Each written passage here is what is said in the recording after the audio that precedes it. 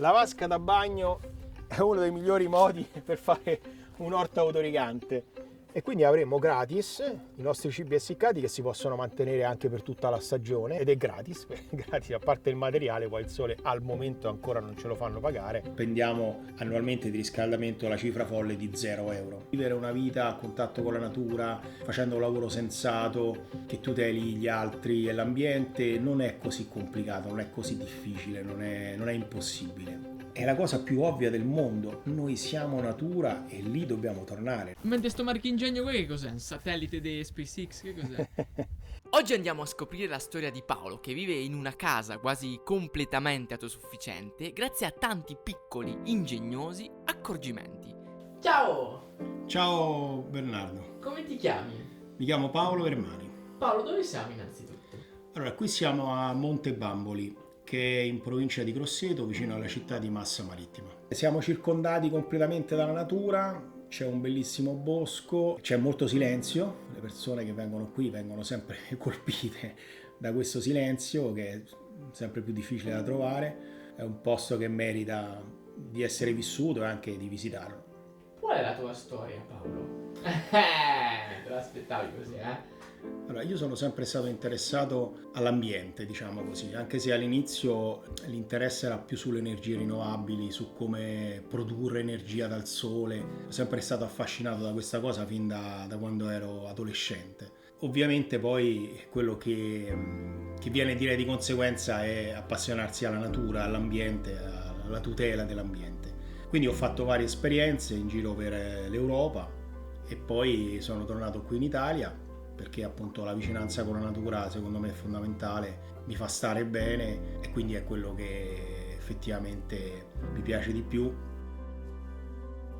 Qui siamo nella parte agricola e questo che vediamo qui è la prima sperimentazione di un orto autorigante su campo fatta assieme all'inventore di questo sistema che è il nostro amico Alessandro Ronca del Parco delle Energie Rinnovabili. Con lui abbiamo pensato di realizzare questo sistema anche su campo e quindi abbiamo fatto dei bancali autoirriganti e ormai sono vari anni che abbiamo realizzato questi sistemi e devo dire che sono un sistema eccezionale. Un sistema eccezionale perché innanzitutto il consumo dell'acqua è bassissimo e in più la rigogliosità delle piante è veramente notevole. E qui si possono vedere cime di rapa, cavolo romanesco, la calendula che ci viene ovunque ed è per noi preziosa, spinaci, insalate, rapa rossa, finocchio, insomma veramente è un sistema che ci dà grandissime soddisfazioni. Come funziona? Abbiamo una piscina praticamente sotto il sistema con l'acqua. Noi possiamo in questo modo, con questo tubo che c'è qui, sia riempire la piscina quando l'acqua si esaurisce, ma anche vedere quanta acqua c'è e quindi pensare di rimetterla oppure no, come in questo caso non ci serve perché l'acqua c'è ancora e quest'acqua fa sì che le piante abbiano sempre un approvvigionamento di quello che effettivamente gli serve. È praticamente un sistema eccezionale perché oltre che non annaffiare, le piante prendono esattamente l'acqua che gli serve, né di più né di meno, cosa che non succede praticamente mai quando le annaffi, perché a meno che non ti rispondano se gli chiedi quanta acqua vogliono, è difficile che tu riesci a capire effettivamente l'acqua che gli serve. Allora, questa abitazione innanzitutto era un'abitazione che era esistente, perché come io spesso dico nei miei interventi, nei miei corsi di formazione sugli aspetti energetici, bisogna ragionare sulla ristrutturazione, non sulla costruzione ex novo, anche perché ormai abbiamo in Italia milioni di edifici vuoti che non sappiamo cosa farci e comunque purtroppo si continua a costruire. Quindi era un'abitazione esistente che è stata ristrutturata energeticamente perché abbiamo fatto degli interventi sia sulla parte edile ma anche poi sulla parte relativa alla produzione energetica, perché abbiamo isolato il pavimento, abbiamo isolato le pareti, il tetto, abbiamo messo delle finestre a triplo vetro, che è una cosa molto particolare, molto specifica che pochissimi fanno, perché in effetti sono un tipo di intervento abbastanza estremo ma secondo me efficacissimo. L'unico tipo di riscaldamento che abbiamo è una cucina economica e basta, non abbiamo termosifoni in giro, tubi eccetera, abbiamo una cucina economica. Spendiamo annualmente di riscaldamento la cifra folle di 0 euro. La legna ce la facciamo da noi, della legna che è caduta nel bosco, quindi non abbattiamo alberi assolutamente, e quindi questo ci costa 0. Allora, come dicevamo prima, qui abbiamo fatto un buon isolamento termico. Questo che vedete qui è un materiale di calce e canapa, questo è un intonaco di calce e canapa e questo è un mattone in calce e canapa. Sono 9 kg e si può mettere questo mattone, poi farci una malta tra un mattone e l'altro, quindi per unirli e fare tutto il muro esterno che vedete, e poi intonacarlo sempre con calce e canapa. Beh, è una persona che volesse più autosufficienza dal punto di vista energetico, a differenza di praticamente tutti che rispondono metti il fotovoltaico, metti l'eolico, metti questo, metti quell'altro, eccetera, direi isola la tua abitazione il più possibile, perché una volta che tu hai isolato la tua abitazione avrai bisogno di pochissima energia al suo interno, quindi so che di andare controcorrente, però la realtà mi ha sempre insegnato questo, che nel momento in cui riduco il più possibile i consumi, poi mi serve pochissimo per produrre l'energia che mi serve, che sia termica, elettrica, che sia riscaldamento appunto. Per quello che riguarda l'acqua, non abbiamo la sorgente interna e abbiamo l'acqua di rete, però noi recuperiamo l'acqua piovana in tutti i modi possibili e immaginabili. Questo è il serbatoio di raccolta dell'acqua piovana. Ogni falda del tetto ha un suo serbatoio di raccolta e raccogliere l'acqua piovana è assolutamente fondamentale, soprattutto in climi come questo della Toscana, dove comunque l'estate, ma purtroppo anche in altri periodi, può passare molto tempo prima che ci sia la pioggia, e quindi è importantissimo recuperare l'acqua piovana per poi utilizzarla negli usi come per esempio l'orto. E in più anche nelle abitazioni, una cosa che vedo fare da pochissime persone ed è un peccato, noi recuperiamo l'acqua in una maniera molto semplice, che è quella di mettere delle bacinelle in tutti i lavandini, che siano quelli dei piatti dove lavi i piatti, che siano quelli dei bagni, e che poi recuperi e riusi per i sciacquoni dei bagni. Io quando vado in altre abitazioni da amici eccetera e non ho la mia bacinella sotto il rubinetto dell'acqua, mi sembra che mi manchi qualcosa, no? Perché mi sembra automatico non sprecarne nemmeno una goccia, recuperarla e poi utilizzarla, ripeto, per i sciacquoni dei bagni oppure per eventualmente anche l'esterno, innaffiare o altri usi. E alla fine ti fa risparmiare un sacco di soldi, perché solo dagli sciacquoni dei bagni normalmente si utilizza il 30-35% di acqua potabile che paghiamo. Allora, questo è un collettore solare ad acqua calda. Un collettore solare ad acqua calda produce acqua calda, cioè attraverso i raggi solari produce l'acqua calda con cui noi poi possiamo farci la doccia, utilizzarla nella cucina e tutti gli usi, o nella lavatrice, nella lavastoviglie, tutti gli usi dove ci può servire l'acqua calda. Ha una particolarità, come si può vedere è stato messo sulla parete dell'abitazione. Perché questa inclinazione? Qualche purista del solare direbbe che è sbagliata questa inclinazione, che invece va utilizzata magari l'inclinazione del tetto, comunque non questa qui. Allora, chi ha un certo background nelle energie rinnovabili sa che questa è la migliore esposizione per il periodo in cui noi abbiamo maggiore bisogno di acqua calda. E quando è questo periodo? L'inverno. L'estate, visto che siamo in Italia, cosiddetto paese del sole, questo impianto funziona comunque. Allora, questo è un essiccatore solare, cioè un sistema di collettore solare ad aria calda che invece di portarci riscaldamento, quindi aria calda all'interno dell'abitazione, ci permette di essiccare i cibi.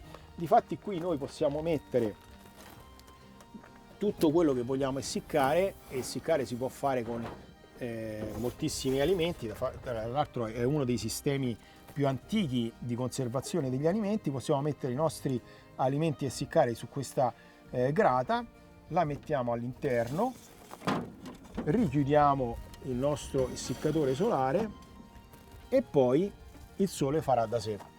E quindi avremo gratis i nostri cibi essiccati che si possono mantenere anche per tutta la stagione, che possiamo utilizzare e poi possiamo reidratare se li vogliamo utilizzare per esempio per fare delle zuppe o altri piatti. E realizzare questo sistema, come vedete, è molto semplice. Questo è legno, plexiglass, veramente semplicissimo da realizzare, lo può fare quasi chiunque, direi, ed è gratis, gratis, a parte il materiale, poi il sole al momento ancora non ce lo fanno pagare. Chi era Paolo a 18 anni? Cosa faceva? Cos'era il percorso che l'ha portato a vivere qui? Beh, ero una persona che voleva cambiare il mondo, diciamo così, avevo questo piccolo obiettivo. E a volte qualcuno diceva che non era possibile, oppure no, è velleitario. Però penso che un pochino dovremmo avercelo tutti questo desiderio, anche perché cambiare il mondo significa stare meglio.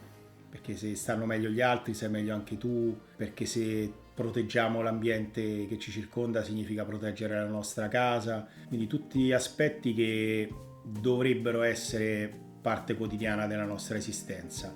E quindi io volevo dimostrare innanzitutto a me stesso e poi agli altri che fosse possibile. E ho realizzato i miei obiettivi, cioè quindi un lavoro di tutela dell'ambiente e degli altri e stare bene poi alla fine.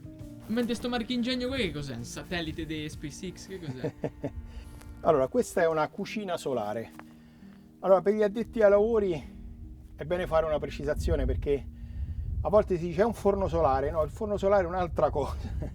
Questa è una cucina solare, perché la cucina solare, i raggi solari vengono concentrati e qui viene messa una pentola che appunto dove possiamo far bollire l'acqua o far cuocere qualcosa, quindi arriviamo con calma, diciamo ci vuole un po' di tempo, a un 90-100 gradi eccetera. Forno solare è un sistema simile ma chiuso con un vetro, quindi le temperature sono molto più alte.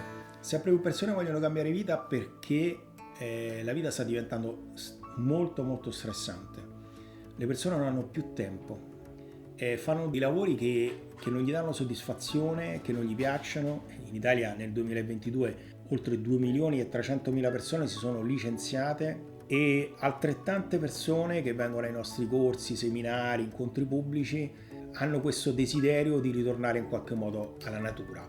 È la cosa più ovvia del mondo, noi siamo natura e lì dobbiamo tornare. Diciamo che abbiamo la fortuna in Italia di essere in un paradiso terrestre, in un posto dove ci sono veramente infinite opportunità per realizzare il proprio sogno di ritornare alla natura in maniera sostenibile per davvero, e creare dei progetti, delle realtà anche assieme alle altre persone che siano veramente un'alternativa per se stessi, per gli altri e per la tutela dell'ambiente. Questa è lo stesso tipo di orto autoricante e qui abbiamo un po' di particolarità, perché qui abbiamo recuperato dei pallets per fare il contenimento del bancale.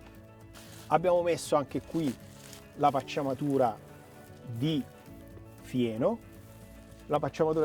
con il terreno dove inizieremo poi a piantare. Adesso questo l'abbiamo preparato, è pronto per essere piantato. Quella è praticamente è quello che rimane dei peperoni dell'anno scorso, che ancora sono lì, che resistono, e poi abbiamo comunque preparato per piantare le prossime piante. Quindi questo è un ottimo uso di recupero dei pallets con cui potete fare anche il vostro bancale. Un'altra ulteriore vantaggio di questo sistema è che non bisogna piegarsi molto. In questo modo lavorare diventa molto più semplice e meno faticoso. Come vedete l'acqua gliela mettiamo da qui, e efficace anche in questo caso. Qui abbiamo piantato alberi da frutto che di solito sono per la maggior parte piante antiche, perché sono più robuste, perché il sapore è migliore, perché hanno più capacità di difesa da vari parassiti o altro, e lo abbiamo fatto qui al margine del bosco perché stiamo piano piano cercando di portare avanti anche un discorso di food forest, quindi gli orti sotto i pini, gli alberi da frutto a margine del bosco, poi alcuni li abbiamo messi anche dentro al bosco, alcuni bancali li vorremmo fare direttamente dentro al bosco, e quindi sviluppiamo anche questa parte e vediamo quello che succede. Una cosa che ho imparato fra le tante è che la sperimentazione è veramente la cosa che ti insegna di più, perché puoi avere tanti sistemi, ma poi quello che fa la natura sono veramente affari suoi. Che ci siano delle paure è normalissimo, non bisogna spaventarsi di avere delle paure, è normale. Bisogna innanzitutto mettere in discussione che i soldi siano la pietra angolare della nostra esistenza e che siano l'unico Dio indiscutibile rimasto. Non è così.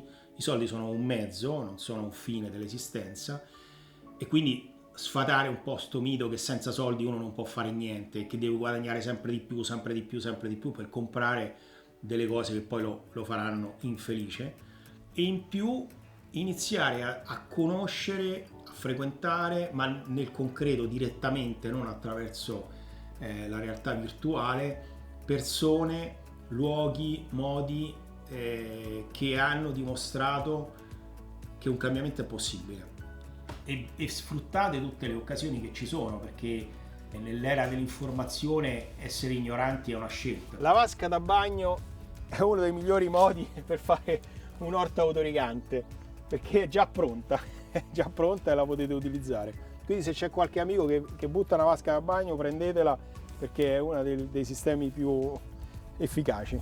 Io non ho mai capito perché bisogna bruciare le ramaglie, anche perché se si riescono a cippare, come si dice in gergo, attraverso un cippatore, questo è un sistema molto piccolo, ce ne sono anche di più grandi, eccetera, e riuscire a recuperare tutta quella biomassa che può essere ridata al terreno o alle piante stesse, perché non farlo?